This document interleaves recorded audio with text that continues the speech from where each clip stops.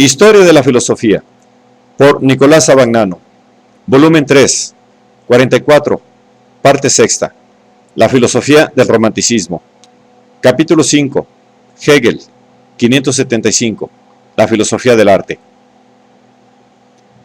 El arte tiene en común con la religión y la filosofía su objetivo final, que es la expresión y la revelación de lo divino. Pero da a esta expresión una forma sensible. Tiene necesidad, por consiguiente, de un material externo, que está constituido por imágenes y representaciones, y tiene necesidad también de las formas naturales, en las cuales debe expresar su contenido espiritual. Pero el material externo y las formas naturales no valen en el arte como tales, sino únicamente como expresiones o revelaciones de un contenido espiritual. Por tanto, la imitación de la naturaleza no expresa de ninguna manera la esencia del arte.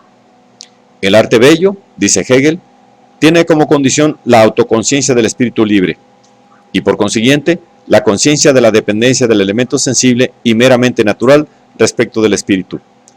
Hace del elemento natural solo una expresión del espíritu, que es la forma interna, que se manifiesta solo a sí misma. La aparición del arte anuncia el fin de una religión que está todavía ligada a la exterioridad sensible. Al mismo tiempo que parece dar a la religión su máxima transfiguración, expresión y esplendor, el arte se eleva por encima de su limitación, sustrayéndola a las formas, en las cuales la religión estaba todavía ligada a la apariencia sensible. Frente a esta apariencia, la belleza del arte es infinitud y libertad. El arte se eleva por encima del punto de vista del entendimiento y lo finito que está necesariamente unido a él.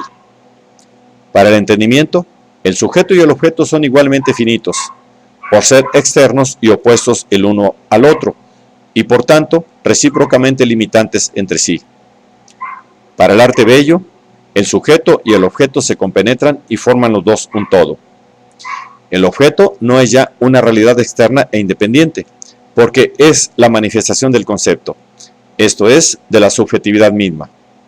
El sujeto no se contrapone ya al objeto, sino que se realiza en el objeto que constituye con él un todo. Así, dice Hegel, queda suprimida la referencia puramente finita del objeto, que hacía de éste solamente un medio útil para fines exteriores, un medio que o se oponía a su realización de un modo carente de libertad o estaba obligado a admitir en sí esos fines extraños.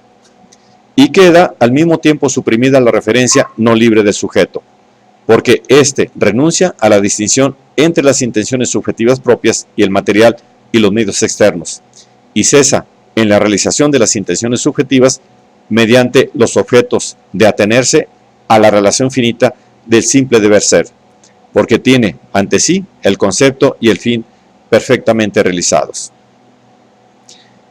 Hegel distingue tres formas fundamentales del arte: el arte simbólico, el arte clásico y el arte romántico.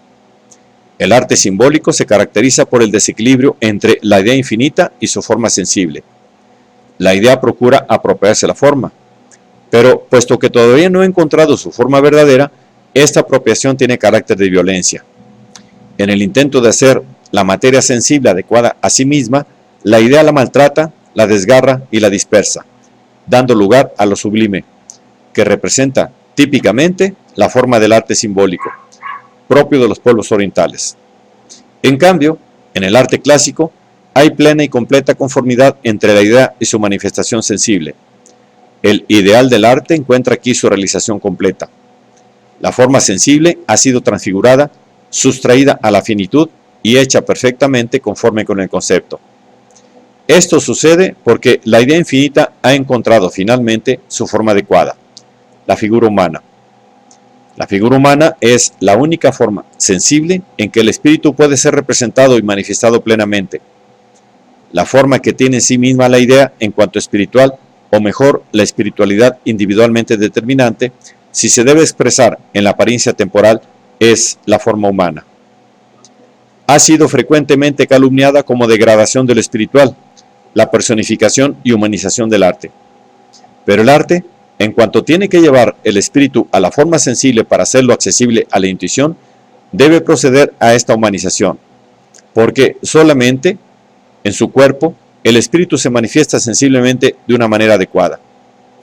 La fase sucesiva del arte, que es la tercera, se distingue por la ruptura de la unidad de contenido y forma. Por tanto, es también un retorno al simbolismo, pero un retorno que es al mismo tiempo un progreso. El arte clásico ha alcanzado su desarrollo más alto en cuanto a arte. Su defecto es el de ser únicamente arte, y nada más. En su tercera fase, el arte intenta en cambio elevarse a un nivel superior. Se convierte en arte romántico o cristiano. La unidad de la naturaleza divina y de la naturaleza humana, que en el arte clásico es una unidad directa e inmediata, se convierte en unidad consciente en el arte romántico, por la cual el contenido no es dado por la forma humana, sino por la interioridad consciente de sí misma. El cristianismo, concibiendo a Dios como espíritu, no individuable o particular, sino absoluto, y procurando representarlo en espíritu y verdad, ha renunciado a la representación puramente sensible y corpórea, en favor de la expresión espiritualizada e interiorizada. La belleza, en esta fase del arte, no es ya la belleza corpórea y exteriorizada, sino la belleza puramente espiritual, la de la interioridad como tal, de la subjetividad infinita en sí misma. El arte romántico es, por tanto, indiferente a la belleza del mundo sensible. No lo idealiza, como hace el arte griego, sino que lo representa en su realidad indiferente y trivial, y se sirve de ella solo en los límites en que se presta a expresar la interioridad como tal. De aquí la diferente actitud del arte clásico y del arte romántico frente a la muerte. Esta es para el arte clásico el mal supremo. En el arte romántico, al contrario, la muerte es representada como un morir del alma natural y de la subjetividad finita, un morir que es negativo solo respecto a lo que es negativo en sí, y tiene por objeto la superación de lo que está desprovisto de valor, la liberación del espíritu de su finitud y de su desdoblamiento, y la conciliación espiritual del sujeto con lo absoluto. Indudablemente, también el arte romántico tiene sus límites, pero son los límites mismos del arte como tal. Este está siempre ligado a la forma sensible, y la forma sensible no es revelación adecuada y plena de la idea infinita, del espíritu como tal. Las tres formas del arte, simbólica, clásica, romántica, son los tres grados a través de los cuales se realiza el ideal del arte, esto es, la unidad del espíritu y de la naturaleza. El arte simbólico se encuentra aún en la búsqueda del ideal. El arte clásico lo ha alcanzado, el arte romántico lo ha sobrepasado.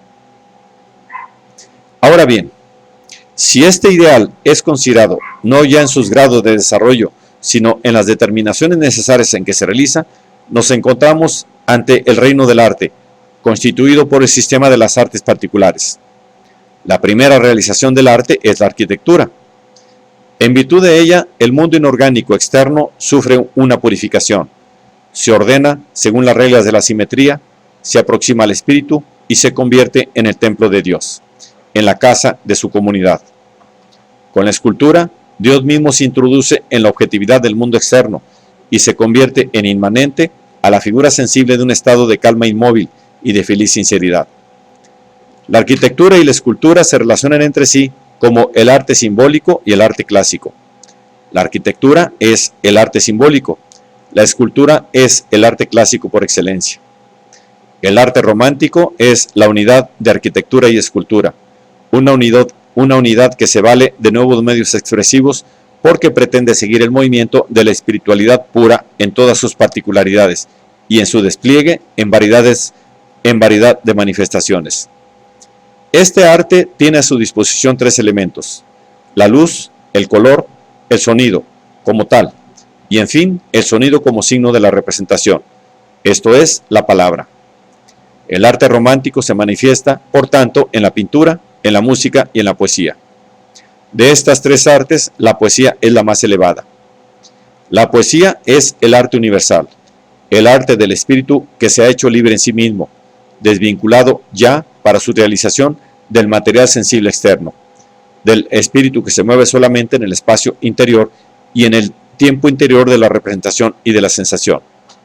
Sin embargo, precisamente en este grado supremo, el arte se eleva también por encima de sí mismo, en cuanto se abandona el elemento sensible del espíritu y, por la poesía de la representación, sobrepasa la prosa del pensamiento. Pero en todas sus formas y en todas sus determinaciones, el arte permanece en el dominio de la apariencia. Como ya se ha visto en la lógica, la apariencia no es una apariencia engañosa, sino manifestación necesaria del ser o de la realidad en sí. Pero el arte no es la manifestación más elevada de la realidad, es decir, de la idea infinita. Sus límites son de la intuición sensible, de la cual deduce la forma de sus manifestaciones. En su realidad más profunda, la idea infinita escapa a la expresión sensible y se manifiesta más adecuadamente en la religión y en la actividad racional de la filosofía. Los bellos días del arte griego y la edad de oro de la Edad Media avanzada han sido superados. Ninguno ve ya en las obras de arte la expresión más elevada de la idea. No respeta el arte y se lo admira. Ninguno ve ya en las obras de arte la expresión más elevada de la idea. Se respeta el arte y se lo admira, pero se lo somete al análisis del pensamiento para reconocer su función y su lugar. El mismo artista no puede sustraerse al influjo de la cultura racional, de la cual depende, en último análisis, el juicio sobre su obra. En todos estos aspectos, dice Hegel, el arte fue y sigue siendo para nosotros, en cuanto a su supremo destino, una cosa del pasado. Ha perdido para nosotros su propia verdad y vitalidad, y ha quedado relegado en nuestra representación, de manera que no afirma ya en realidad su necesidad y no ocupa ya el lugar supremo. El futuro del arte está en la religión. Esto no quiere decir, por otra parte, como alguien ha interpretado, que el arte esté destinado a desaparecer del mundo espiritual de los hombres.